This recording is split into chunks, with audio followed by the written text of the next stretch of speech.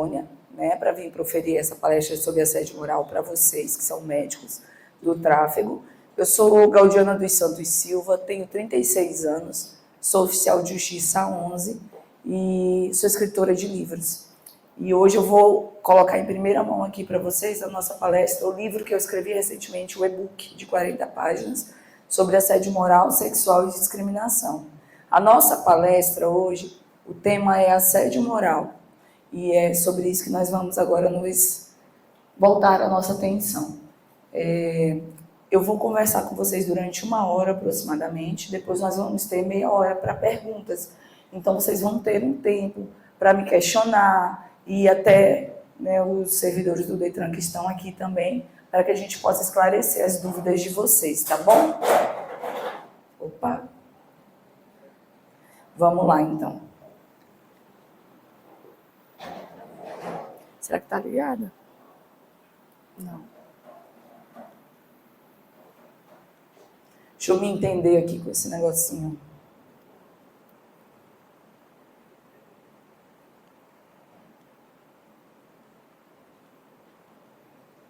Clênia, dá um suporte aqui, por favor.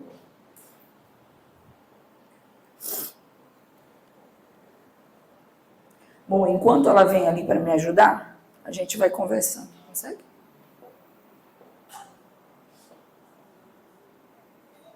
Já?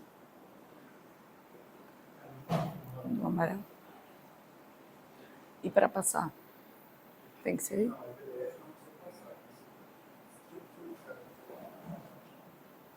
Gente, esse aqui é o PDF da capa do livro, tá?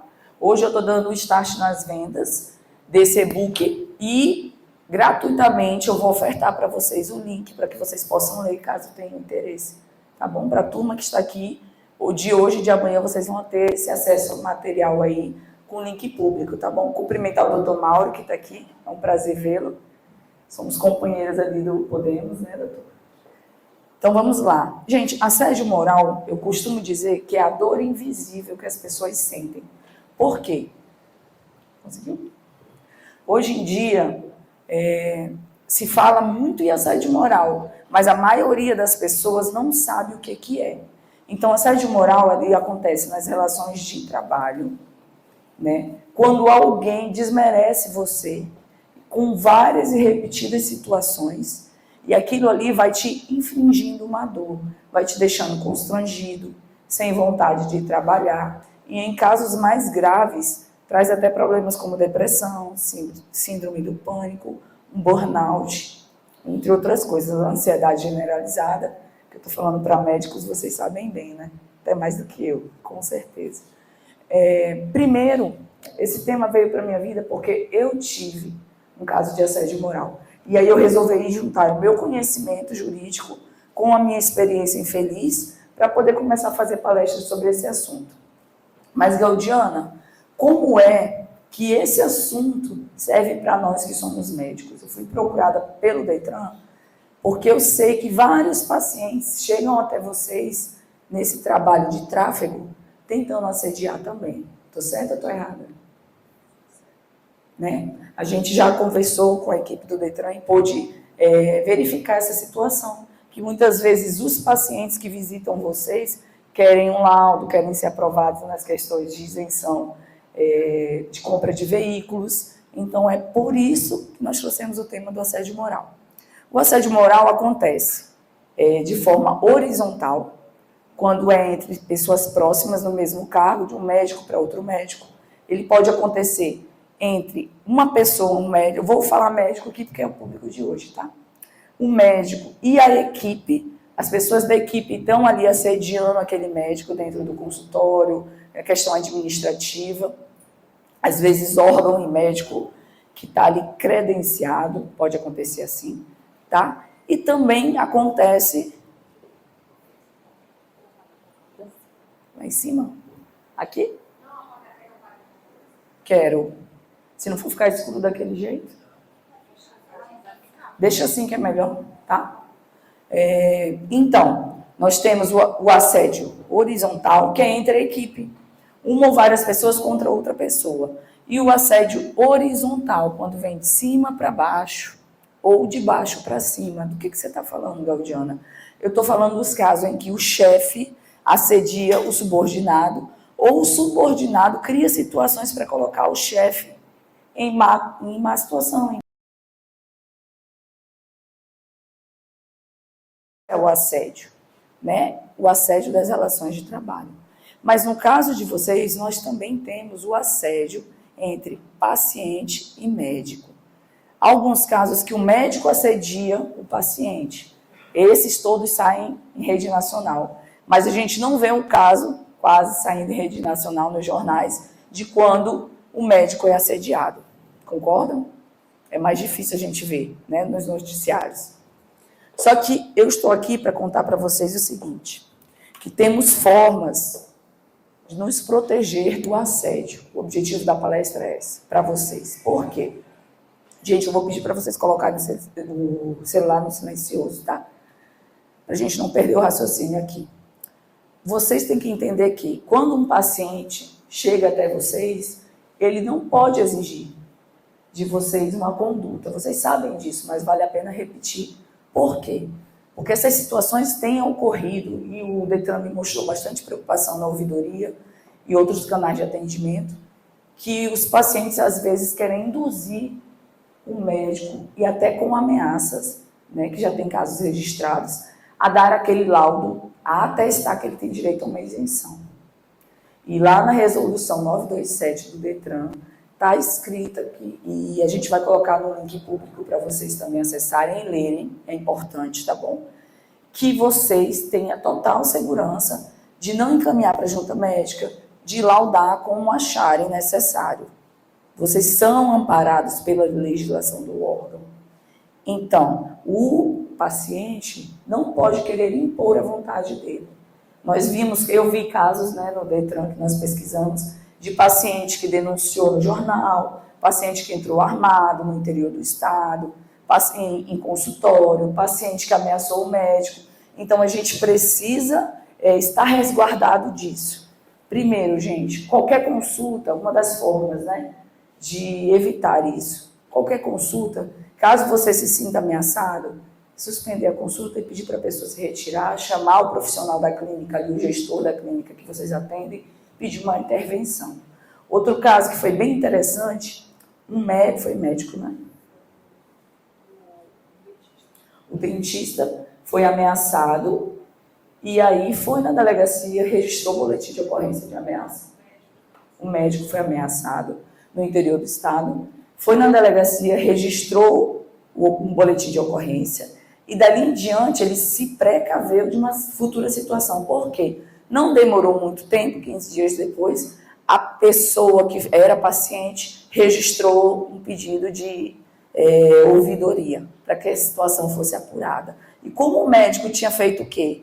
O que é certo, gente. Qualquer ameaça, você tem que registrar um boletim de ocorrência e relatar ao teu órgão em que você está credenciado. No caso, ele relatou ao Detran e fez o boletim de ocorrência.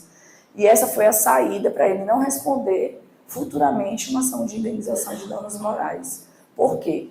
O assédio moral, ele não é um crime no Brasil. Não tem nenhuma legislação dizendo que ele é crime.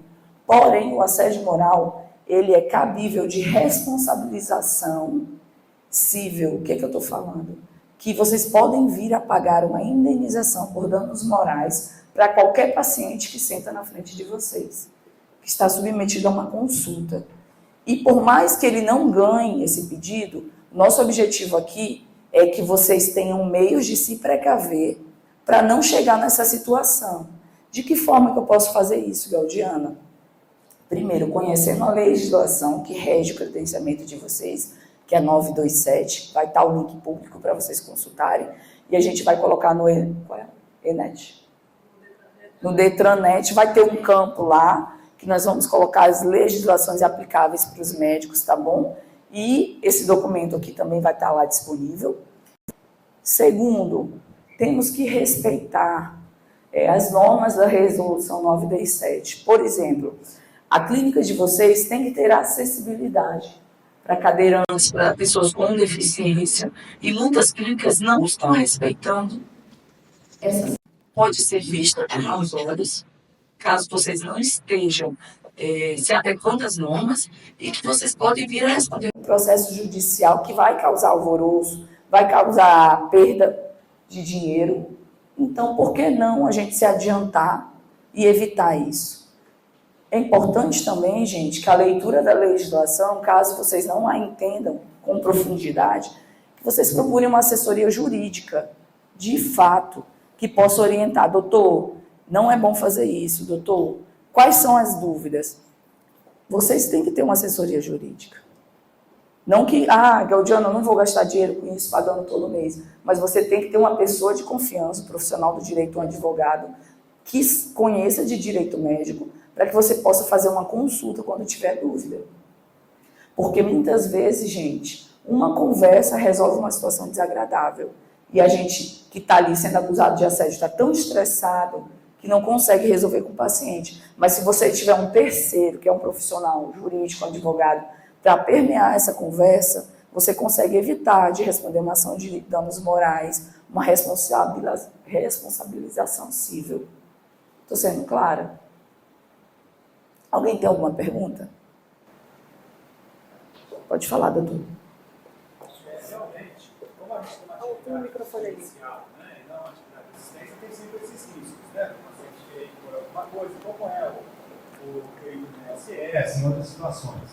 Mas a situação que eu acho mais problemática na nossa graduação é que os órgãos que dão a isenção tributária para de veículo inventaram que querem o laudo do Detran. Eles inventaram isso, né? Eles podiam contratar um médico para ver se era o caso de isenção tributária ou não, como o INSS tem médico, podia. A CEFIM, o Estado tem médico, a Receita Federal tem médico dela, não tem, que é o nosso laudo.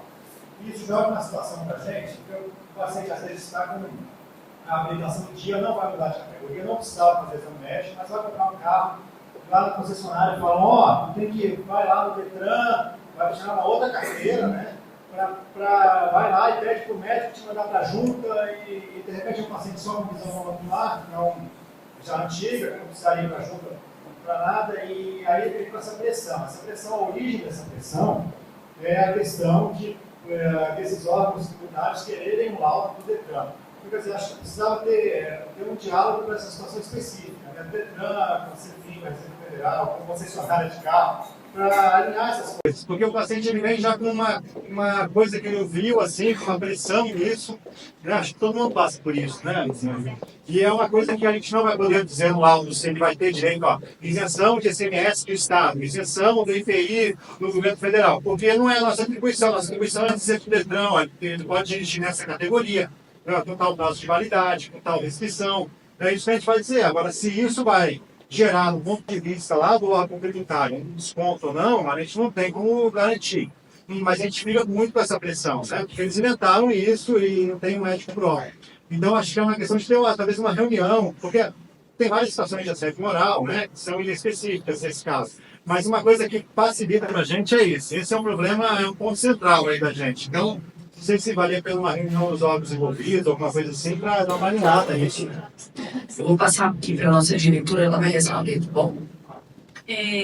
Interromper um pouquinho, mas o tema é muito importante, inclusive ele vai ser tratado de forma pontual na palestra do Dr. Alisson, que é médico, especialista no tráfego e atua no estado de Minas Gerais, mas com relação a reuniões. Desde 2023, nós estamos tentando um alinhamento com a CEFIM, inclusive com intervenção da nossa Controladoria Geral do Estado. Então é importante que vocês saibam, e por isso que eu fiz questão de vir aqui, para que vocês entendam que o Detran não está silente em relação a essa situação, muito pelo contrário.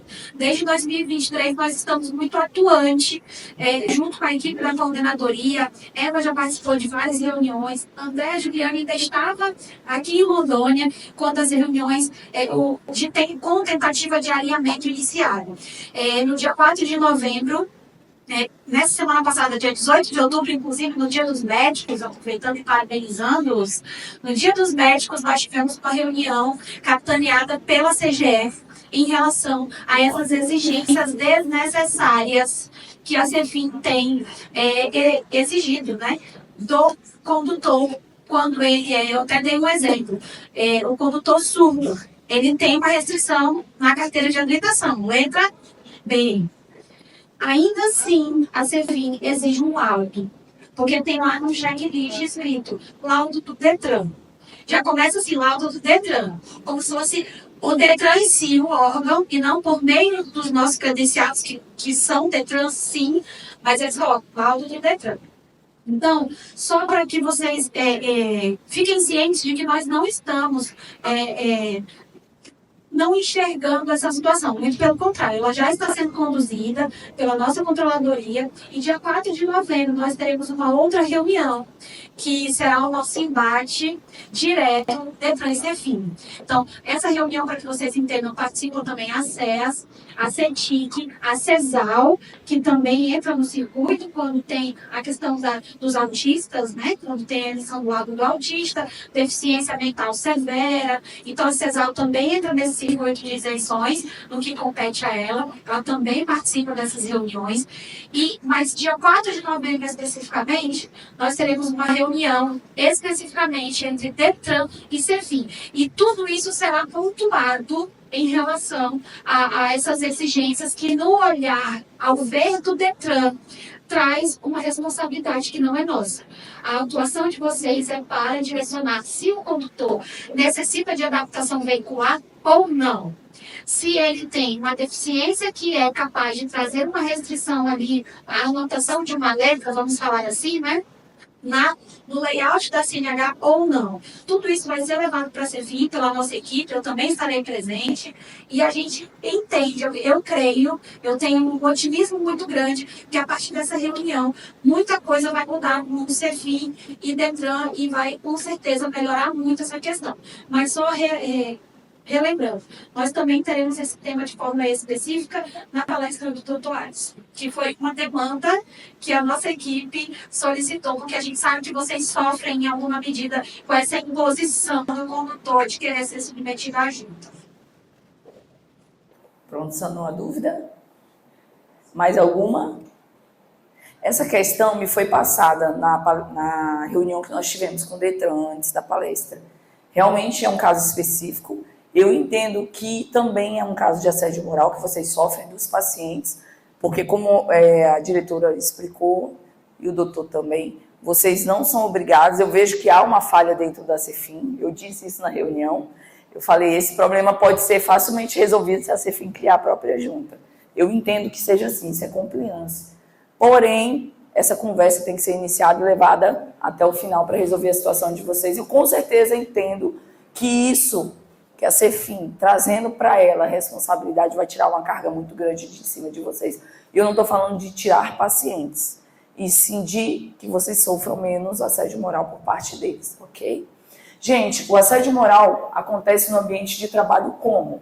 Com xingamentos, quando o paciente entra lá e desrespeita vocês, xinga, ofende, palavras de baixo calão, quando vocês são cobrados para atingimento de metas irreais, surreais, tem que atender tantos pacientes por dia e a capacidade não vai comportar, vocês não vão conseguir com o tempo atender isso.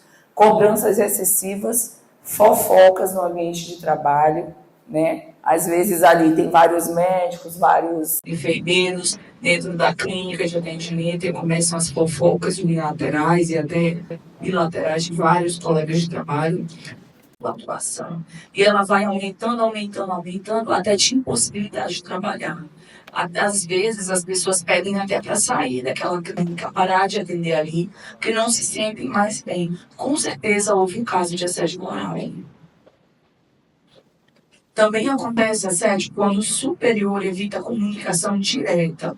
Como é que é isso, Claudiana? Eu sou médico credenciado e eu tento falar, por exemplo, com o Fiorino e não consigo. Eu tento falar com o superior dentro da clínica e não consigo. Então, a proibição, a falta de acesso para você tentar solucionar situações é um tipo de assédio moral. Quando são colocadas barreiras para que você não resolva situações. Por exemplo, eu sou médica na clínica em Pimenta Bueno. E aí eu recebi um paciente que me desrespeitou. Não é a primeira vez com aquele paciente, são vários pacientes que tem acontecido aquilo, por eu ser mulher. Não respeitam o que eu colocar no laudo por eu ser mulher. E aí eu tento falar com o meu gestor superior. Não ignora isso, deixa para lá. Ou então não me recebe para uma reunião. Eu tento passar isso para a ouvidoria, também não sou atendido. Isso pode começar no caso de assédio moral. Como identificar? Temos pontos definidos para o assédio moral. A conduta repetitiva, não basta só uma vez que isso aconteça, tem que ter vários casos para que eu possa alegar que eu estou sendo assediada moralmente. Tem que ter situações abusivas, com conteúdo vexativo, em que você se sinta mal, que te oprima e que te traga sofrimento. Consegui passar, será? Vou conseguir. Não, só um pedacinho. Me fala do tempo, tá? Gente, o assédio moral acontece no serviço público? Sim, acontece. Eu acho, e quero dizer que eu, Gaudiana, enxergo que o serviço público tem mais casos de assédio moral do que o serviço privado. Mas por quê esse ponto? Porque quando você passa num concurso público, você está submetido a algumas regras. E por dizerem que é vitalício, deu certo agora? E por dizerem que é vitalício aquele cargo, você fica submetido. Tá, obrigada. Agora deu certo. Obrigada. Você fica submetido àquelas normas e acha que eu vou estar sempre aqui, meu emprego está garantido. E por essa garantia que a gente sabe que hoje não existe mais no serviço público, qualquer um pode ser demitido, desde que haja o processo administrativo disciplinar com apuração, as pessoas vão ali cometendo atos de assédio. Os gestores, os chefes, contra os seus subordinados, às vezes os colegas de trabalho contra outro colega de trabalho, e também os colegas de trabalho se reúnem para poder assediar o chefe. Acontece muito. E vocês sabiam que o assédio moral ele pode ser uma causa de demissão no serviço público? Eu sei que vocês são credenciados, né? Mas tem algum médico aqui que trabalha no serviço público, que fez concurso e passou? Algum de vocês já se sentiu, não precisa contar a história, tá? Algum de vocês já se sentiu, dentro do serviço público, em sua atuação, assediado moralmente? Todos os dias. Você quer dar um exemplo? Prefere nem entrar no assunto, né? Sabe por quê? Essa é a dor invisível que ninguém vê. Só a gente que sente que sabe. Ela vai levar para você. Não precisa contar nada que vai te constranger, mas às vezes partilhar o outro enxerga que também está passando. Bom, minha gente, eu sou funcionária pública lá em Jaru e a gente sabe que em muitas situações nós somos colocados à disposição, né, dos gestores para ocupar essa ou aquela.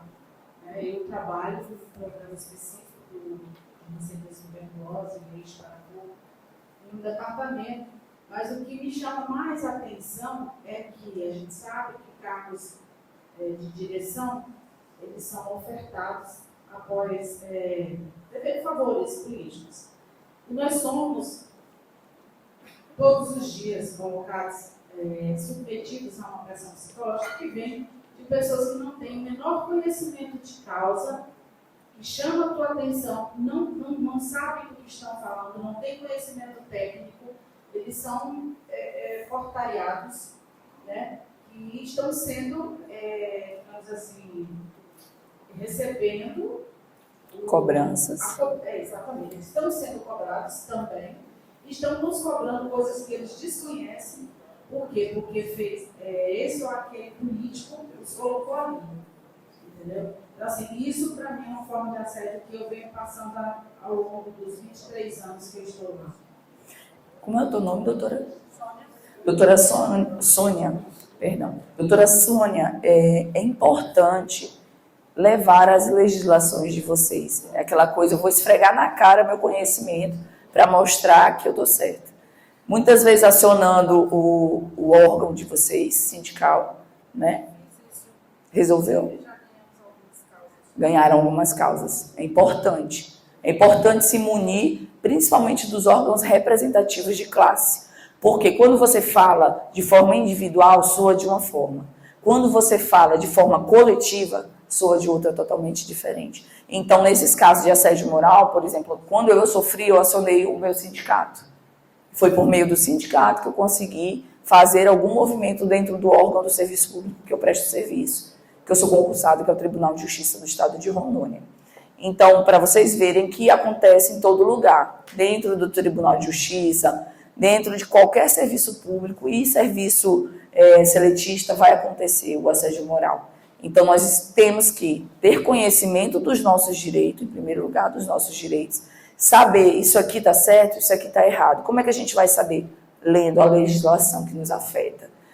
Eu não tenho tempo para ler. Eu não consigo, eu não entendo, eu tenho dificuldade.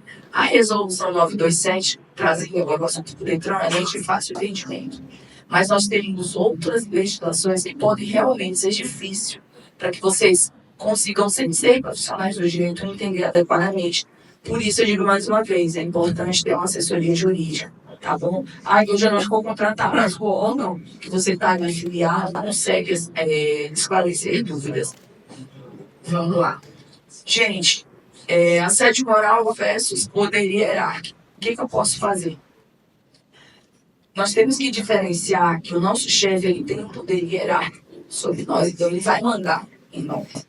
Por exemplo, o Detran, ele tem as normativas dele, que você, médico, quando se credencia, você se submete àquelas normas, então você é obrigado a responder e trabalhar adequadamente com aquelas normas.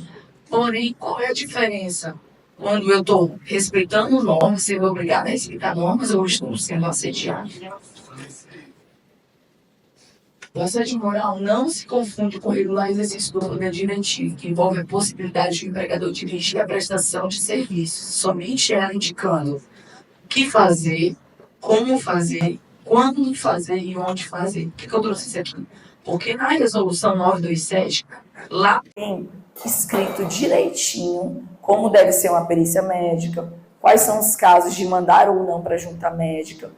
Eu sei que vocês sabem disso. Mas é importante que vocês tenham esses instrumentos à mão para mostrar para o paciente quando ele começar a assediar vocês. Por isso que nós vamos disponibilizar lá dentro do como é o nome do site? Detranet, o campo, para que quando você estiver na consulta e o paciente comece a dar o show, você diga, olha, eu estou amparado por essa legislação, fique à vontade, meu posicionamento é esse. Infelizmente, não vou poder fazer o que o senhor está pedindo. E fiquem tranquilos para fazer isso, porque vocês estão amparados. E lá o rojão, quem vai segurar na frente de uma denúncia, qualquer coisa, é a ouvidoria do Detran, é o órgão, que tem lá dentro, os órgãos que tem lá dentro para receber essas denúncias, filtrar, dar a oportunidade de vocês se defender, Antes de qualquer instauração de denúncia, vem ali a possibilidade de vocês médicos apresentarem uma defesa prévia. Então, o órgão do Detran, a estruturação que eu vi lá na nossa reunião, é que vocês podem ficar tranquilos para serem denunciados. Porque o órgão tem feito um trabalho realmente de pegar na mão dos médicos, dos psicólogos, de fazer a defesa, de chamar vocês, Então, Gaudiana, eu tive um problema com um paciente, acabou de sair daqui estressado, me xingou, me ameaçou, puxou a arma ou não, o que eu devo fazer? Faz um e-mail, relata para a ouvidoria tudo que você sofreu. Acho que não vai dar em nada, mas se você tomou a iniciativa, se precaveu e anunciou para o teu órgão que possivelmente vem uma denúncia ali, você já saiu na frente. Nós vimos casos que aconteceu isso lá na reunião com o Detran que eu tive. E aí o que acontece? O médico, além de denunciar para a ouvidoria, denunciou através do médico do boletim de ocorrência. E quando ele foi denunciado, o Detran já tinha todas as armas na mão, as explicações, e só encaminhou o quê? As motivações do médico, a legislação. Esse paciente, posteriormente, provavelmente vai entrar com uma indenização de danos morais. Porém, o médico já vai ter um relatório completo ali do que foi adotado, do que foi feito, um processo administrativo para só juntar no processo judicial e acabar com a possibilidade de indenização. Vocês sabiam que o ramo que mais cresce no direito hoje é o direito médico? Vocês sabiam disso? Sabem por quê? Porque todo mundo quer ganhar a indenização moral de um médico, que é alta. Hoje a indenização de danos morais ela vai de 10 a 100 mil reais facilmente. E eu tenho certeza que nenhum de vocês quer ter um prejuízo desse. Estou correta ou estou errada? Então, é por isso que hoje eu fui traga aqui para falar com vocês sobre esse assunto. Para que vocês evitem responder uma ação judicial de danos morais, sejam responsabilizados e tenham que pagar um valor exorbitante de R$100 mil. Para qualquer um vai fazer falta. E ninguém quer passar também pelo aperreio, que é um processo judicial que vai até 1 ano, 2 anos, você respondendo, indo para audiência, tendo que contratar advogado para explicar o que é óbvio, que é o seu direito de clinicar. Gente, o assédio moral, geralmente, ele gera um conflito. As repreensões são faladas de maneira aberta e as pessoas envolvidas podem defender a sua posição. O que é isso? Quando o paciente chegar para você cobrando que você encaminhe para a junta médica, que você defira a isenção que ele diz que tem direito, você está no seu direito também de negar. Se achar necessário, mandar para a junta médica. Se achar que não é necessário, dentro dos casos, né, que pode, não mandar e já laudar ali, dizendo que sim ou que não. Vocês estão no direito de vocês. E o que eu recomendo? O paciente começou a falar dentro do escritório, ou da clínica, né, e do consultório, no caso de vocês, ou da clínica, peça que ele se retire e pode ficar à vontade. Olha, infelizmente o meu posicionamento é esse, eu tenho direito, eu sou médico, cita a legislação e peça que se retire. Não precisa ficar batendo boca com o médico, tá bom? Ou com o paciente, porque é o direito de vocês. Então, é realmente encaminhar para os órgãos necessários, ouvidoria, você pode ficar à vontade para apresentar uma ouvidoria e seguir a próxima consulta. Eu falo isso porque eu sou oficial de justiça. Na minha atuação, várias vezes, quando eu chego nas casas ou em empresas, a pessoa, já dou a palavra, a pessoa obviamente, não aceita de bom grado o meu posicionamento. E eu estou ali só cumprindo uma ordem judicial. Então, muitas vezes, a gente chega a ser xingado, maltratado, e até ameaçado. Eu vou abrir uma ouvidoria contra a senhora, vou falar com o meu advogado que está errado, a senhora veio aqui e levou minha mesa, meu ar-condicionado, e não pode isso, está errado. Eu me sinto muito à vontade para dizer, olha, o senhor está no seu direito de reclamar, e eu estou no meu direito de me defender. Pode abrir a ouvidoria, o canal é esse. Essa postura inicial já quebra no meio aquele paciente, ou aquela pessoa que eu estou ali executando. Por quê? Porque ela vê que você não está com medo. Isso aí já tira 50% das chances de você ser processado. Sabe quantas ouvidorias foram abertas contra mim em 11 anos de serviço público como oficial de justiça? Nenhuma. Porque eu não tenho medo. Porque eu sei que a minha atuação está correta e quando várias vezes eu sou ameaçada de ser denunciada, pode ficar à vontade. O canal da ouvidoria é esse. E lá o senhor vai ter sua oportunidade de reclamação. Pode falar, doutor. Só levar o microfone.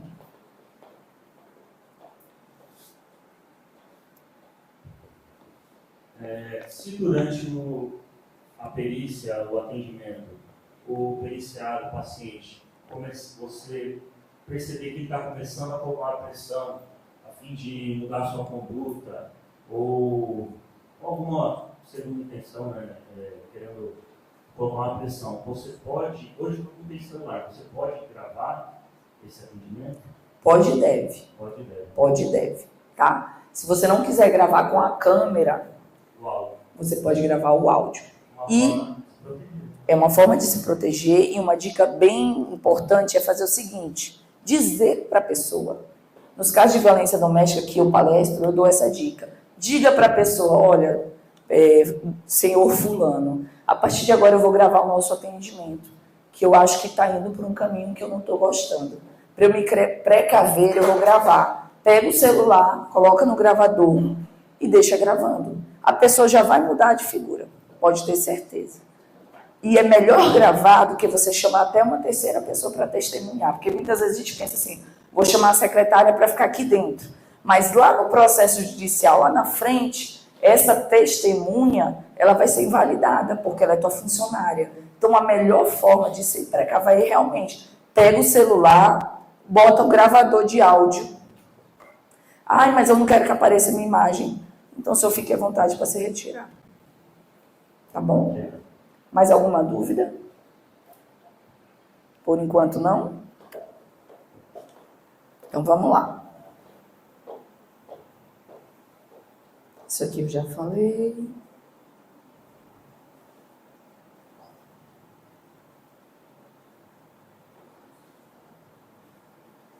A violência verbal ou física também é assédio moral, tá, gente? Então, se o paciente, durante a consulta, se irritou com você, começou a xingar, desrespeitar, né? Ou até tentou agredir fisicamente, ou puxou arma, ou uma faca, ou qualquer situação que você se sinta em perigo, você tem total direito de suspender o atendimento e pedir que ele se retire, tá bom?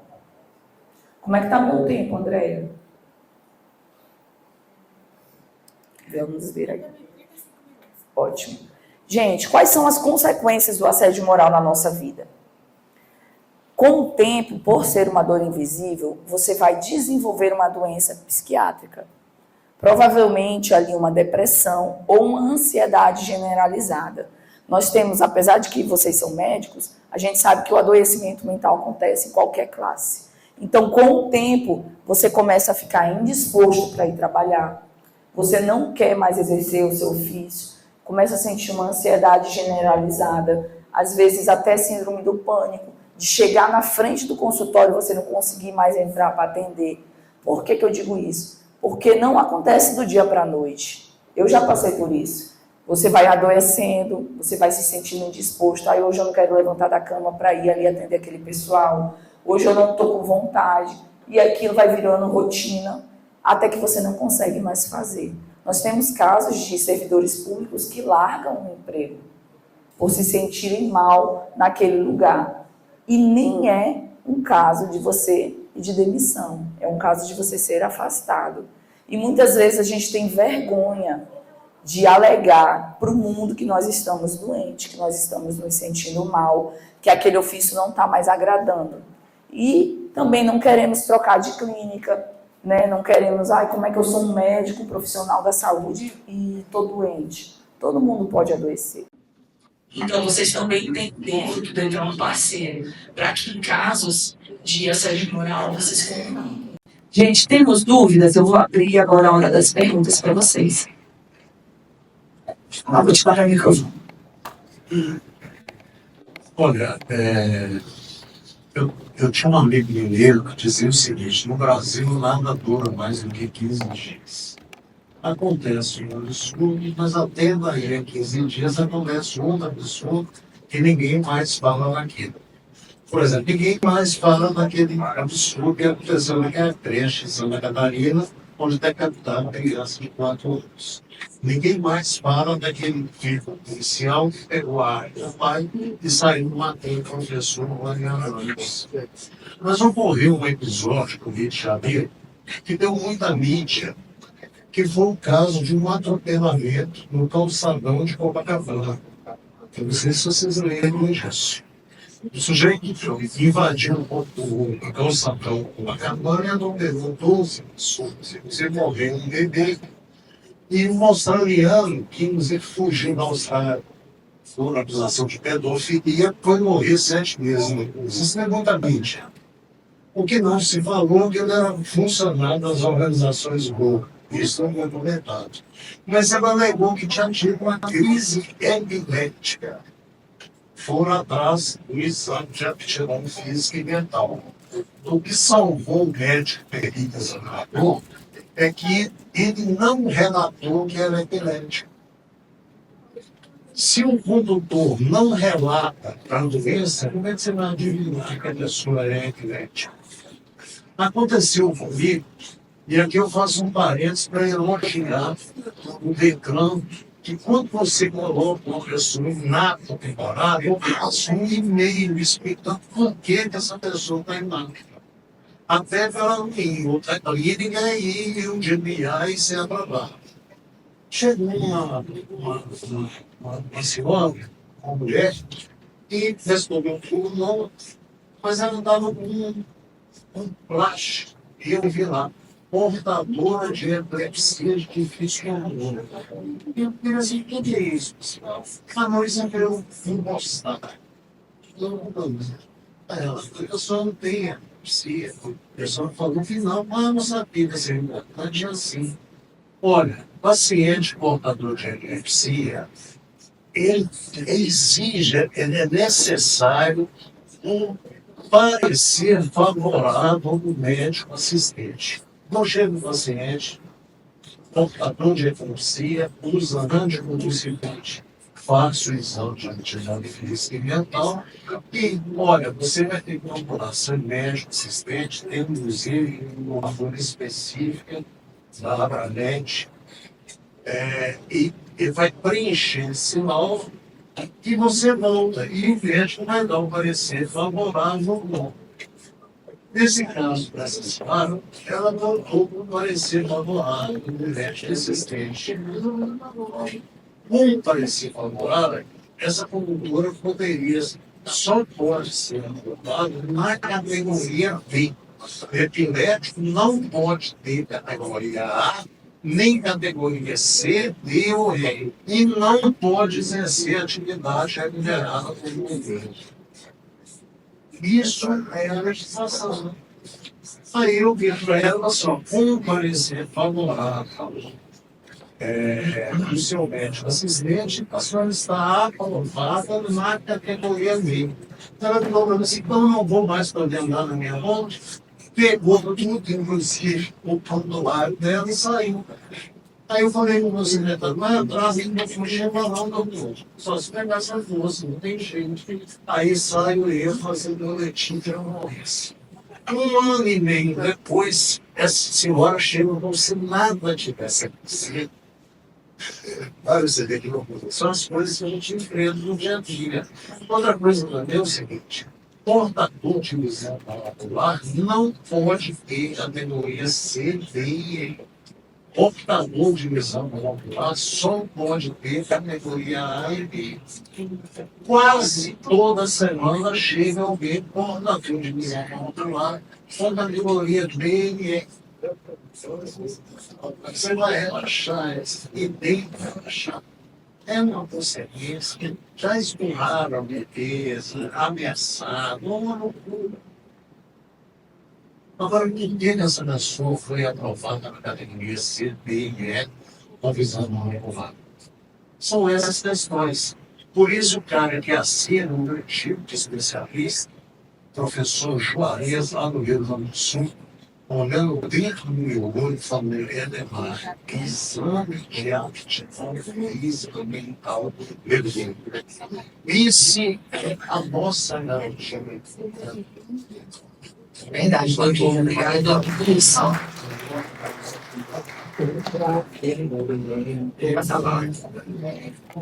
Só frisar um pouquinho, uma atenção especial para esse exemplo que ele deu em relação aos epiléticos. Vejam a importância que é a realização da anamnese.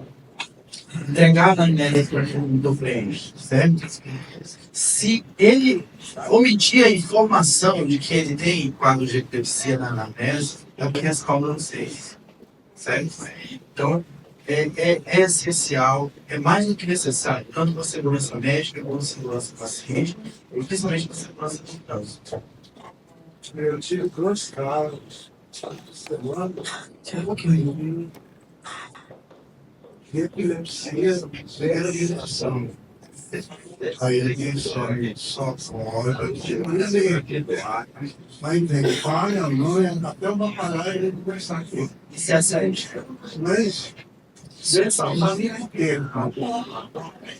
Aí, não, então, escreveu ele, você vai funcionando bem. As pessoas não entendem a importância que é quando o médico lauda. Você não vai escrever de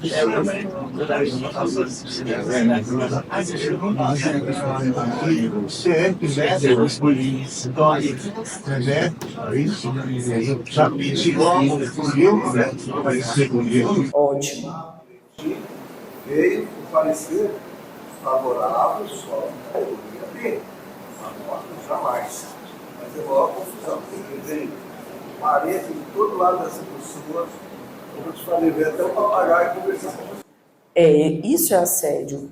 No Detran me relataram essa situação, principalmente no interior, né, que eu acho que a maioria que veio de outras cidades vizinhas, né, que nós estamos de Paraná, de que vocês são muito próximos das pessoas, porque a cidade é menor, né, todo mundo se conhece, e às vezes por falta de conhecimento, as outras pessoas são sitiantes, ou até uma pessoa instruída faz o quê? Essa pressão.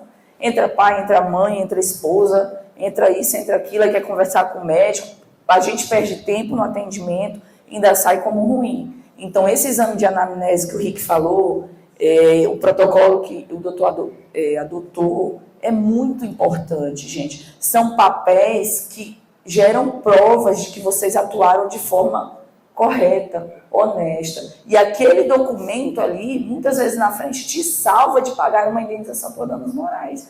Assim, a gente vê que é difícil quando você desce a pessoa de categoria, né? Quando ela perde ali, às vezes é um idoso que dirigiu como motorista a vida inteira, tinha categoria D, aí não tem mais condições. Aí o médico vai colocar lá, não, agora o senhor só pode A e B, ou só pode B. A pessoa, é a vida dela, ela se sente, né, constrangida, inferiorizada, porém, o correto é que ela não pode mais, pela idade, e às vezes ela desconta em quem? No médico, né? Pode falar, doutora.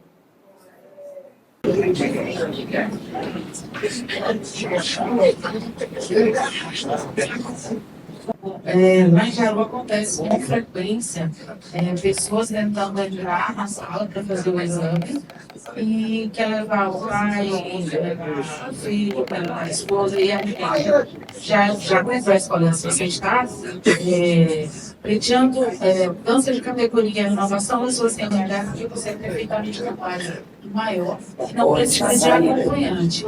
Ótima saída. Se ainda assim insistir, a gente só porque Comprador, pessoas pressionadas por contadores, os próprios contadores vão com os fornecedores, querem acompanhar. Não pode. Não pode, nem contador, nem advogado, nem nada. A Andréa relatou essa situação para mim na primeira reunião. O que acontece? Se vocês forem pressionados que o advogado entre junto, o contador, você deve dizer o quê? Eu sou especialista, aqui nesse exame, quem determina quem fica ou não sou eu só preciso do paciente, e caso o doutor, se for um advogado, né, ou um contador, o senhor queira participar, o senhor pode perfeitamente solicitar uma liminar judicial para que o senhor atenda. Ele não vai fazer nada.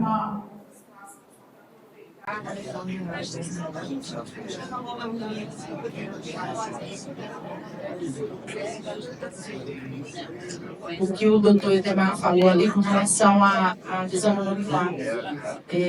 Eu fui atender um cidadão que queria fazer mudança de categoria. E eu falei para ele, eu já conhecia, ele era portador de pensão monocular.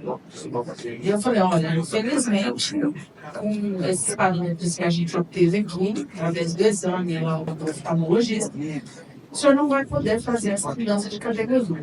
A senhora não está entendendo. Eu comprei um carro de mais de 600 mil reais, a senhora está dizendo que eu não vou poder dirigir? Falei, não. Eu estou dizendo que mudar a sua categoria, o senhor não vai mudar. Se o senhor quiser dirigir, o senhor pode perfeitamente. Vai estar contra a lei.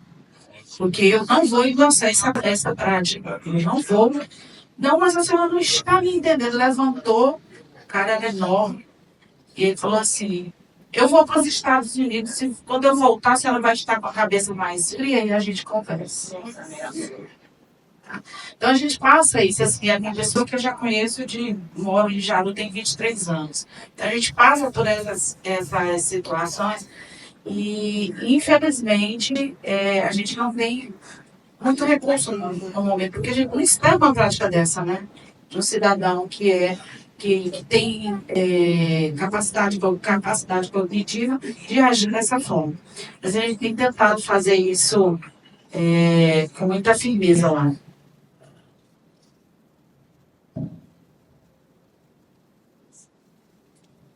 No combate ao assédio, quando nós estão sendo assediados, o importante é justamente fazer o que a doutora falou aqui, se afirmar. Eu estou no meu direito, eu sou médico, meu laudo é esse. Por gentileza, o senhor se retire da sala. Outra situação, pegar o celular e começar a gravar. Porque quando você pega o seu celular e grava, a pessoa já se sente intimidada, então ela já muda a postura dela. Não precisa você ameaçar de volta. Uma forma inteligente é você dizer, olha, infelizmente eu não estou gostando da forma como o senhor está me tratando, a partir de agora eu vou gravar a nossa consulta. Pronto. Porque ele sabe que vai sair dali e talvez ele seja responsabilizado. Então, uma forma muito inteligente, né, além de se posicionar que não, deixar bem claro e dizer, a partir de agora eu estou gravando a consulta. O áudio é suficiente, tá bom? Mais alguma pergunta, gente? Se o paciente entrar na nossa sala, ela quer gravar a consulta. Não entendi. Se o paciente entrar por vontade, o paciente entrar na nossa sala, eu quero gravar a consulta. O senhor deixaria gravar? Então o senhor está no seu direito. E eu não permito gravação. Se o senhor quiser ser atendido por outro médico, pode se retirar. Isso que o senhor tem que fazer. Tá? E é bom comunicar, fazer um e-mail relatando.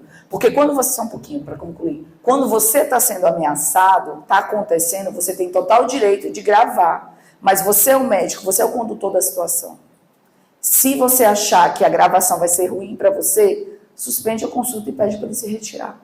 Ah, eu vou gravar o senhor? Não, não permito a gravação. O senhor pode retirar, a consulta é minha, o senhor pode se retirar e pronto. Procure outro médico especialista. Tem um aqui primeiro. Existem algumas situações que a gente não sabe. Por exemplo, algumas semanas atrás, uma pessoa da cidade me ligou e encaminhou um áudio, né, que um cliente tinha entrado para fazer perícia comigo, mas ele gravou todo o atendimento sem que eu soubesse. E na conversa, ele já sabia que não ia passar, porque a visão dele não era compatível. E assim, eu expus para ele, né, que ele precisaria passar para um oftalmologista, né, trazer um laudo médico direitinho, porque na cidade onde eu moro, ainda tem muita prática desses laudos de optometristas, né? Então, infelizmente, é uma prática muito comum no interior, né? Todas as óticas, elas fazem essa prática. Então, quando eu peço uma avaliação, eu já explico para ele, olha, você tem que passar por um médico, por um especialista, para que ele avalie seu olho com carinho, tá certo? E ele vai passar para você, não sei o que, se é óculos ou procedimento que vai ser passado, mas de qualquer forma eu quero um laudo. E assim, já de antemão, eu te aviso, para não ir nessas óticas picaretas, no termo que eu usei, porque a gente sabe que lá não existe esse profissional. E na verdade, um profissional médico não pode atender em ótica, tá? Não deve atender em ótica, pelo menos é contra o Código de Ética Médica. E por incrível que pareça, eu fui submetido a essa. Me falaram isso aí, né? Me mandaram o áudio. Eu não sei nem se chegou até o Detran, a conduta que eu fiz está correta, eu não fiz nada de errado. A única coisa que eu cometi uma gafe foi falar que as óticas eram picaretas por fazer óculos. Só isso que eu falei de errado, mas infelizmente a gente de vez em quando é surpreendido com esses temas aí. Não chegou ainda não, né?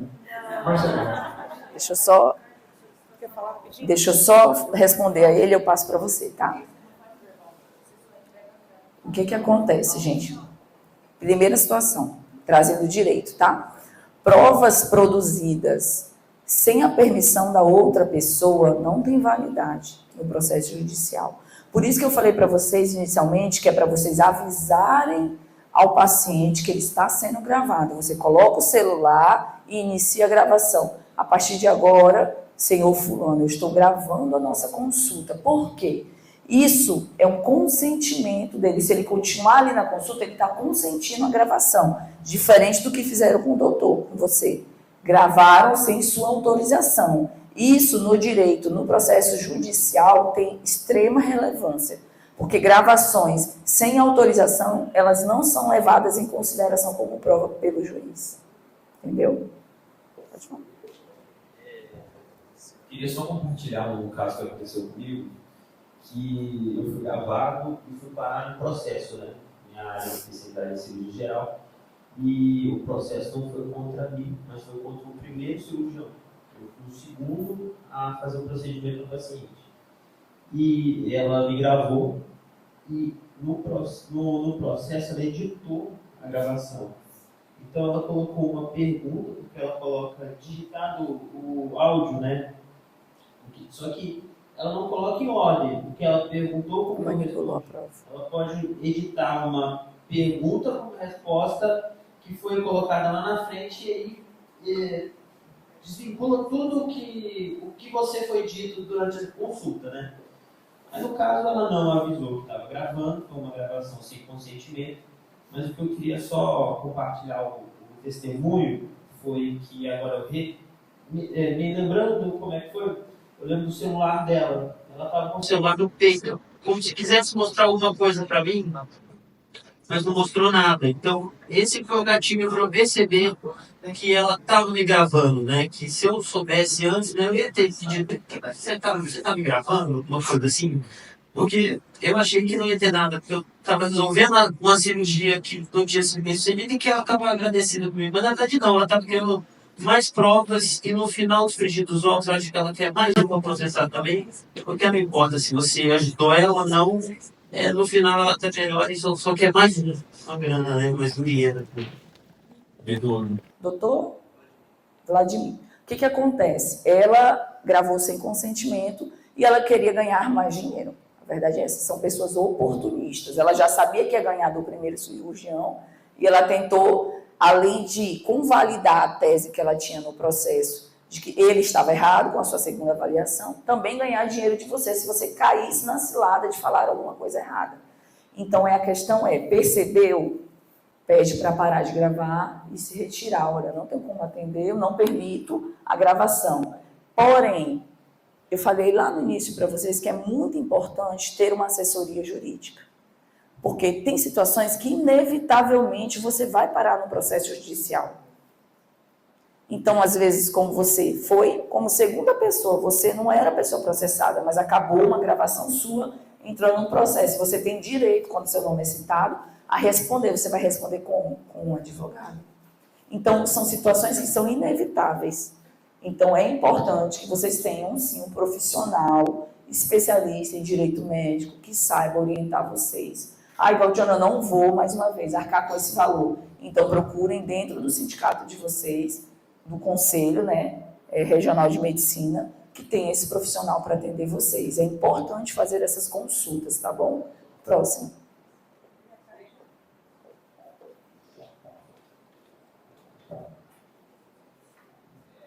A dúvida que eu tenho é só o embasamento para você se negar a não ser gravado. É privacidade? É o que pode alegar? É Lei Geral de Direitos de Privacidade e Proteção de Dados. LGDP. Lei Geral de Proteção de Dados. Tá? Você pode dizer, eu não autorizo a gravação, vai colocar com base nessa lei. Nós vamos colocar lá no... Já te dou a palavra. Nós vamos colocar lá no EDETRAN, né? Detranet, eu esqueço a ferramenta. Daqui para o final, daqui para amanhã eu aprendo. No Detranet, eu vou colocar essas legislações, que inclusive essa. Então, se vocês tiverem dúvidas, a gente coloca lá para que vocês possam consultar. Tá bom? É o seu direito de imagem que tem que ser preservado. Ninguém pode te gravar sem tua autorização. E lembrem, quando for gravar alguma situação que está ficando tensa dentro do consultório, no início da gravação, você avisa para a pessoa, a partir de agora eu estou te gravando fulano, tá? Mais alguma dúvida? Olá, vamos. É que essa está mais abafada, né? Espera aí que ela vai levar. O prontuário médico é considerado um documento, né? Sim. Então, eu, pelo menos, nunca passei por algumas situações constrangedoras e eu anoto no questionário mesmo. No prontuário. Quando eu aquele questionário dos candidatos, por exemplo, quando eu reprovo, preciso de um novo médico, eu anoto e peço que a pessoa assine que está ciente. Ótimo. Tá? Para não ter problema. Eu não gravo, nem me deixo ser gravado, mas eu faço bem esse cuidado para poder não ter problema. aí é isso. Caso a pessoa entrar na justiça, se sentir lesado, isso serve de prova? Serve de prova. Mas depende também do que ela vai ter de prova do outro lado, entendeu? Mas isso serve de prova. É mais uma dica. Por isso que é legal esse congresso. Vocês se encontrarem, um vai mostrando para o outro sua forma de atuação. E traz o quê? Ah, ela faz dessa forma, vou trazer para eu fazer também. Ele faz dessa forma, isso aqui é legal para eu fazer também. Pode falar. Uma questão que é, eu acho que a colega do lado do lado, voltar, a gente vai resolver isso. Eu acho que uma coisa que tem me ajudado, porque muitas vezes o paciente ele acha que ali terminou e que ele tem que procurar então um advogado. Mas você pode falar, não, você pode ir no Detran, recorrer à decisão administrativa. Pode administrativamente, não, vai lá e pede uma junta. Porque às vezes, tipo, aí o paciente não vai para o advogado primeiro, ele vai pedir a junta. E ele pedindo a junta, vai ter 3 profissionais, a coisa dilui um pouco mais, né? Não fica só no som. Aí só, não, agora, se os 3 tiverem nenhum entendimento e ele quiser processar, aí já vai ser um outro ponto, né? Quer dizer, passou por 2 instâncias, né? Processou. Então eu evito qualquer conflito nesse sentido. Eu falo, não, mas sem problema, você vai lá e pede um recurso, que aí, de repente, outro profissional avaliando, ele tem diferente de mim, não sei. Então, né, tira isso do ombro. Isso, é importante ter essas ferramentas. Por isso que eu falei no início que quando começar um conflito, um xingamento, o senhor fique à vontade para reclamar na ouvidoria, o senhor fique à vontade para procurar a junta médica, eu estou aqui encaminhando. Então, realmente, vocês têm que ter conhecimento de quais são os instrumentos que vocês têm para fugir desse tipo de situação. Então, eu estou achando aqui, estou com dúvida, ou então não me sinto à vontade para laudar, encaminha para a junta médica. É um instrumento muito potente que vocês têm de atuação. Quer falar? Sobre essa situação, é muito importante isso que o doutor acabou de falar. É uma situação que a gente vem passando bastante a partir da questão da isenção. A gente entende também que quando o candidato, quando chega lá para o senhor, para todos os profissionais, né? Ele chega lá, poxa, doutor, eu quero ter uma isenção, eu quero. E assim, vem também do profissional. Fala, poxa, eu posso ajudar ele, eu posso já encaminhar ele para a junta. Mas vocês não entendem que às vezes ele não sabe o que ele precisa quando ele chega na junta. Quando ele descobre que ele tem que pagar R$374 para passar por uma junta, e quando ele sabe, aí vem para uma segunda situação, que não é nada certo, ele já, eu não quero mais não. E aí, como é que fica? O senhor já colocou ele, aí pode ter certeza que ele vai fazer esse castelo dele, porque ele não quer mais passar pela junta. Ele vai admitir que pediu para o senhor para passar pela junta? O senhor vai falar, todos vocês vão falar, ele pediu para passar para a junta. Mas ele tinha toda a questão, ele era deficiente físico, para ser obrigatório ele passar pela junta. O que a gente acaba pedindo para vocês? Um formulário de erro. Quando a gente liga para vocês e solicita esse formulário de erro para poder voltar o candidato, eu entendo que vocês falam para trás. Não, mas foi ele que pediu.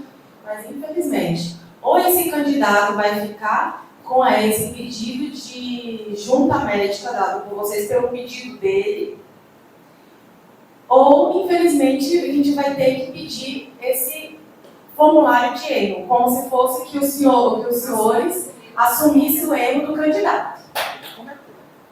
Entendeu? Então, a saída é exatamente essa. Vocês analisaram, vocês têm competência, gente, para fazer. É o exame realizado por vocês. Vocês analisaram que o candidato não precisa passar pela junta médica, não passa. O direito deles, ele tem um direito a recurso. Qualquer resultado de vocês, seja apto, seja inapto, seja apto, inapto temporário, eles têm esse direito de pedir recurso. É o dever de vocês fazerem utilizar isso, para que vocês não se comprometam com isso. Tá? Então, assim, viu que não tem, pelo exame de vocês, não tem necessidade de passar pela junta médica, dar o resultado de vocês e, por favor, olha, se eu não concorda, seu direito, aí é o Detran pedir um recurso dentro de 30 dias. A gente pede, por favor, que informe o prazo. Às vezes ele não sabe, ele chega um pouco depois e fala, ninguém me falou nada, o Detran não falou nada, o médico não falou nada, tá? Então, a melhor forma de vocês se resguardarem é esse procedimento, ok? Complementando aí, Vai passar aí. o problema é a dor. O problema é dor. Quem consegue medir dor? O cara chega, sinto dor aqui, já vou dirigir, aí fica complicado para nós. Isso. Você não consegue medir. Ó, uma situação dessa, uma das questões com relação ao laudo, nas juntas médicas, também, principalmente para exibição, a gente pediu para o doutorado conversar sobre isso com vocês também. Porque, assim, nós não temos competência para entrar nessa situação. Vocês que fazem questão do exame médico, tudo. A gente está tentando, como a nossa diretora falou, né? As reuniões é exatamente para tentar alinhar. E o doutor Alisson vai vir conversar com vocês também como acontece, né? Qual é o que acontece no dia a dia dele lá, para a gente tentar alinhar de uma forma correta, da melhor forma possível para todos. Tá? Então, assim, com relação ao que o doutor falou lá, de encaminhamento de junta médica por pedido de paciente, a nossa orientação é não encaminhar. O encaminhamento é feito conforme a avaliação ao exame de vocês. Ok? Eu queria te ver com renovação. Ele já passou por uma vez. Ele veio, desceu do carro, ele vem de novo para fazer a renovação com aqueles cortes que ele já tinha. Mas você viu que melhorou direitinho e esse paciente não quer voltar. Outra bomba. Pois é, outra situação. Qual é a situação? Se uma junta inseriu as exceções dele, quem pode tirar? Só a junta. Somente a junta. Se o senhor, e também isso é uma decisão do profissional, se ele perceber que houve melhora do candidato, encaminha para a junta. É necessário passar por uma junta e encaminha para a junta. Só pode a junta. Porque, na verdade, muitas vezes, se a gente tivesse o poder de se encerrar, né? Voltar à normalidade da pessoa, seria melhor. Né? Porque você vê que melhorou, a pessoa está bem, mas temos que voltar para a junta de novo, para a própria junta tirar o Mas o senhor entende que é uma avaliação do senhor, não é um pedido dele na coisa, é o que o senhor... Isso, exatamente. Avaliei, a pessoa está ótima. Perfeito. Então tem que virar para a junta. Por que é importante esse... Deixa eu só comentar. Por que é importante encaminhar para a junta? Por motivo de prova. Porque nós tivemos 3 profissionais que alegaram uma situação de impedimento. Aí o senhor, numa reavaliação, sozinho, vai dizer que entendeu assim.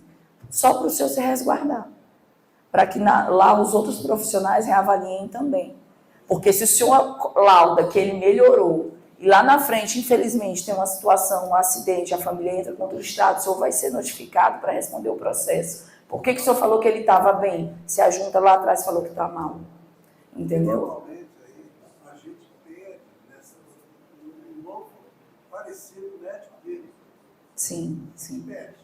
Laudo, se der para resguardar. Mas a legislação, a legislação do próprio Detran determina que vá para a junta novamente. Do médico dele, né?